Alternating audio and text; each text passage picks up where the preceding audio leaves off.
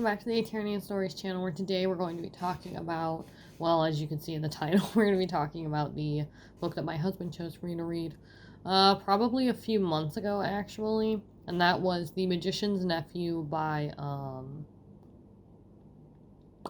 I can't remember the name of who it's by. I want to say C.S. Lewis, but I'm not sure. Yes, C.S. Lewis, I have it right over there. I have the entire collection, actually, in one, large book. So The Magician's Nephew is a prequel to the Chronicles of Narnia, kind of saying how Narnia was created and where, the witch came from and all that. So this book is set in London in the 1900s, I think the beginning of the 1900s, and it follows these two characters, Diggory and Polly, who are two kids that meet each other when they're playing in the gardens between houses, and Polly has the idea that they should explore the attics between those houses, which is kind of foreshadowing for something that happens later in the book. But so they explore them, they take a wrong door, and they end up in Diggory's Uncle Andrew's study, which ends up being a problem because then Uncle Andrew, he tricks Polly into touching a yellow ring, which makes her vanish. And then he tells Diggory that he's been practicing magic to create rings that will let you travel between worlds. And then he kind of makes Diggory take the other ring to find Polly so he can bring her back. Which Diggory, as soon as he touches the ring, he ends up in a sleepy woodland kind of place, and Polly is literally so close by where he ended up landing that he finds her, and then they look around and see a bunch of pools, like little pond things that look like a link between all of the worlds that Uncle Andrew's been creating. So before going back home, they decide to explore another world, which is an abandoned ancient city called Charn, or Charn, I don't know, Charn, I guess. They find a bell, and against Polly telling him, don't do it, Diggory rings the bell, and one of the statues, the last one at the end, wakes, and so she is the witch, Queen Jadis?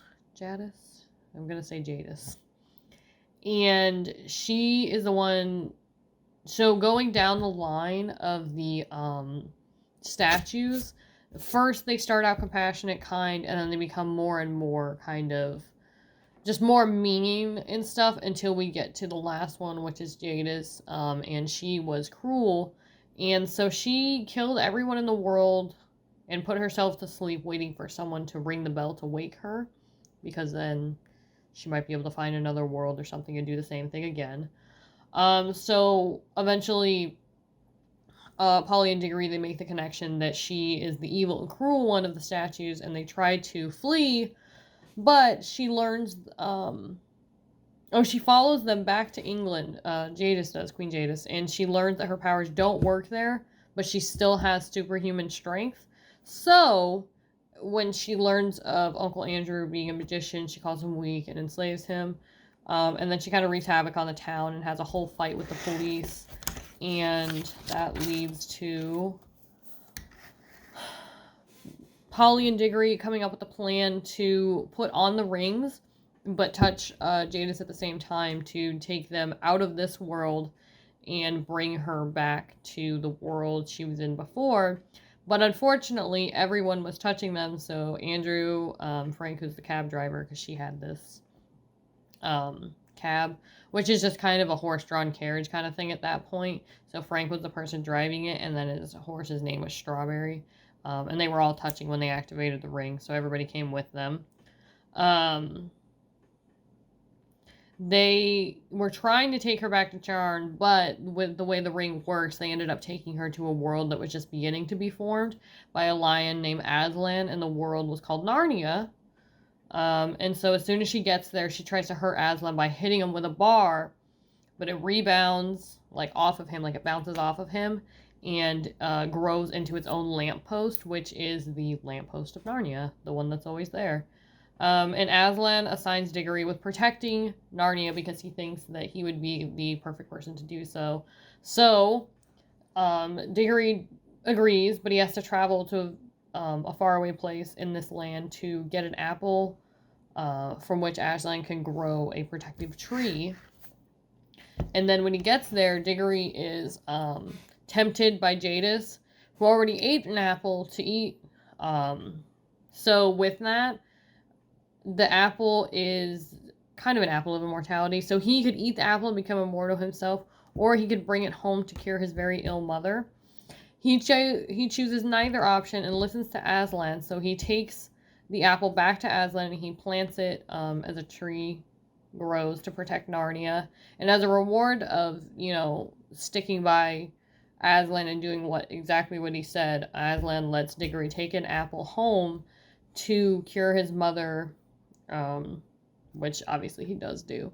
And then he uses the core from the apple that she ate to plant a tree which grows very large. And then he uses that wood many years later to make a wardrobe in his new house.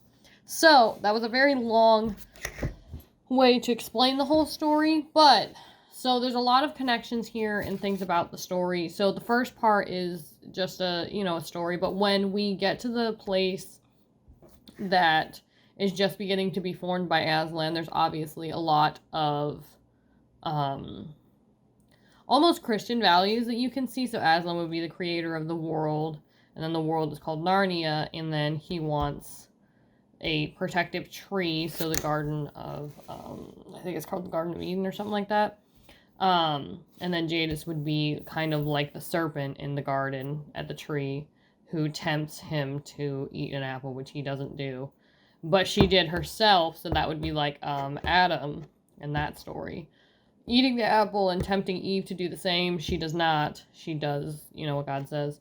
So he doesn't, and he decides to take it back to Aslan and plant a tree. So anyways, that aside, and just kind of those pieces that show up and stuff, and then the wood that he uses to make the wardrobe, which is what a character in the next novel, I think her name is Lucy, she travels to Narnia in that wardrobe when she's playing hide and seek with her other brother and sister. No, 2 brothers and a sister. Yeah, because there's an older one than her. Or Lucy's the youngest, I think. Anyways, it doesn't matter. There'll be a review for the next book. So, that's how Narnia was created and everything. And that's how Lucy got to Narnia, with the wardrobe he built from the tree that was from an apple from Narnia. So, overall, I thought this book was great. The story was fantastic. I like that it's a prequel to Chronicles of Narnia because the story of Chronicles of Narnia is great, but I love knowing, stuff that happened before that. I'm always one for prequels. I do love them quite a lot. And this book, it was written really well. The story flows really well, and it just overall, I think it came together really well.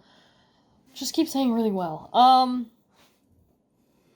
Yeah, no, the book was really good, and it kind of explained where the evil queen came from, who is still in Narnia, in the, I guess what would be the second book, Chronicles of Narnia, but ends up being the first book of the series.